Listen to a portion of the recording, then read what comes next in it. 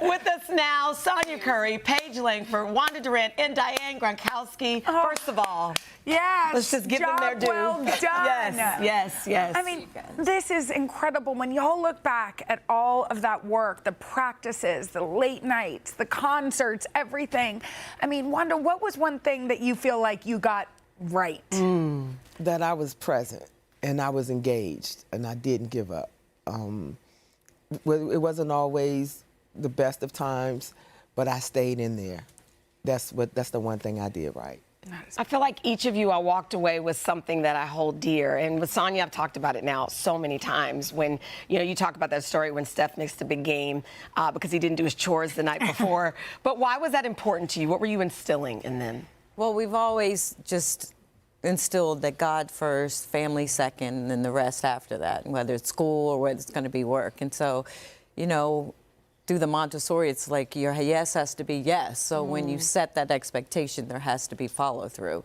So the message was literally that it takes all of us to run this family and to make this family work so that we all can support each other. And so, some people say I went a little overboard. I think it's clearly it worked.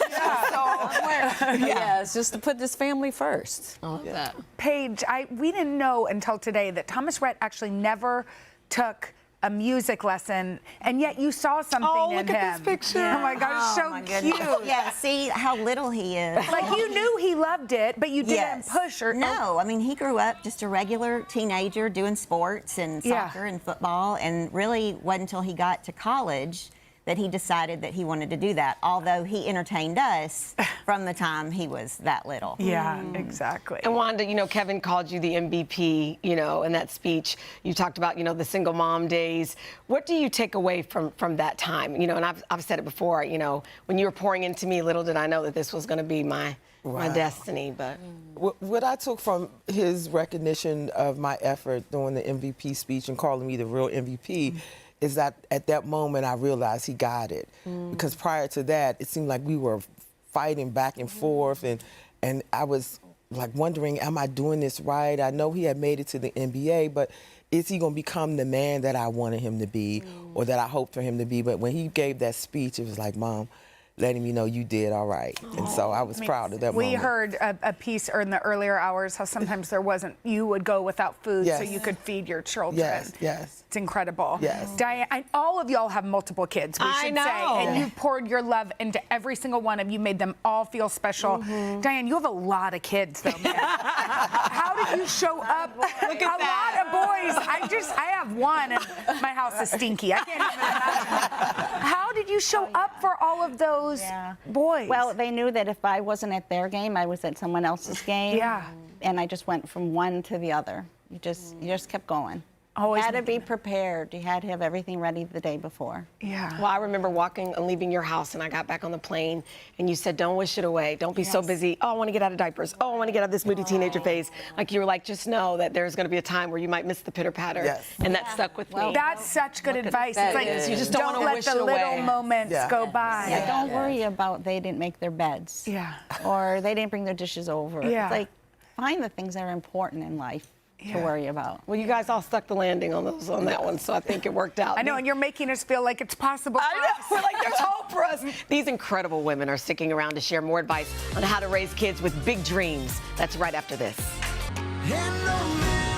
Oh my gosh, this is Remember You Young by country star Thomas Rhett, whose mom Paige is one of the fabulous women featured in Sheinelle's new book, Through Mom's Eyes. She's here today on this couch along with Sonya Curry, the mother of NBA All-Star Stephen Curry, Wanda Durant, mother of NBA. It's funny I say this, but everybody knows the last name, but that's okay. Great Kevin Durant and Diane Gronkowski, mom of Super Bowl champ Gronk, a.k.a. Rob Gronkowski. And we are so happy to be able to celebrate you guys. It's almost representative to me of my dream, which is just to celebrate, all women. And we talk about, a lot of you guys, or you have multiple children. All of you do, yeah. Paige, how have you managed to make sure that, they feel equal? Yeah, well, mine were pretty spread apart. But you should tell people. Yeah, what's the spread? Okay, so Thomas Rhett's 36, 32, and just turned 21 last weekend. Yeah. So for his 21st, we showed up big. But I think just being present for everything, even if you're not in all your glory, just being there and being consistent and always there. Yeah, that's such good advice. Okay, so Wanda, you raised athletes, and kids with like really big goals. So it doesn't even matter if they're into sports or not. But how did you know when to pour in and when to sort of step back? Well, I had a saying that they could cry, but they could not whine. Oh, they could not quit, but they can decide to stop. And so I, as their mother being so engaged, I knew when those times were. And so when they wanted to quit, I said, you can't quit. And if you quit sports, particularly Kevin, then you're going to play the piano. Did he think about quitting basketball? Yes. He thought about quitting basketball, and you said, wait 1 minute? He wanted to quit mid-season. Yeah. And because it was mid-season, I felt that it wasn't a cry, but a whine. Yes. So I said, no, you can't quit. Yes, yeah. But if you decide to stop playing basketball, we're going to decide, meaning you and I, primarily me, you're going to play.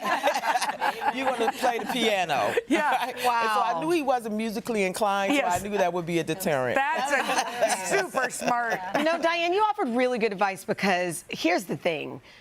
I don't know. I think I talked about it in the book, and we had researchers look it up. You have more odds of getting struck by lightning than having 5 kids, goodness forbid. Yeah. But like that's how rare it is to have 5 kids play professional sports. Right. But there are so many parents now who are pushing their kids. How much is too much pressure? Like, how do you know that balance? Well, you know the saying, you can lead a horse to water, but you can't make him drink. Yes. You can put things out there. You expose them to everything. I mean, they all played football, basketball, baseball, hockey. They played tennis. They water skied. They snow skied. I mean, they did everything. You expose them to things. Yes. And then, you know, they decide. I think that's I'm not the one that's playing the game, so they have to decide. They have to want to do it. Yeah. You know, people want to push their kids into things, and sometimes the kids, that's not what they want to do. Yeah. I mean, you want to make sure they really love it because to compete on the level all of your kids have competed on, whether it's in music or in sports, is a lot of pressure. Yes. One of the things that we have not mentioned is that all of you women are extraordinary in your own light. You have your own jobs and careers and take care of a ton. So how did you focus, Sonya, on your careers and yourself, your identity, and you didn't lose yourself in sort of being a mom? Well, you have to be intentional about it. Yeah, because it can be hard. Yes. Getting up every day and making sure the family's working well and the children are getting what they're getting, you know, we have to do the same thing for ourselves. And the first part is just getting in touch with your passion. Yes. And we don't take enough time to really do that sometimes, but it's worth it. And then just every day, just get up, be intentional about doing one piece of that, and you'll look up and down the road, you see it blossom, whether it's, you know, just whatever career it is, or whether, you know, we've all had books, whether, you know, that happens, and just focus on the process of you, and the product will reveal itself. I think that's so important. Thank you all we so could much sit for here being with here. you all day. Let's do it again in a month. I know. It's funny. We always say, the students say, or the kids say, hi, Mom, and now you can say hi to your own kids. Yes. It's like, hi, boys. There you go. They can say hi back. Sonya, Paige, Wanda, Diane, thank you all for being here, and thank you for being part of this project that has changed my life. Maybe y'all can come back for Mother's Day. Well, there you go. Let's do it. Okay. You guys, thanks for watching. I know. Come join us for all the fun every weekday on NBC. Yeah, and don't forget to take us along when you're on the go. Follow the Today with Jenna and Sheinelle podcast on Apple Podcasts, Spotify, or wherever you listen.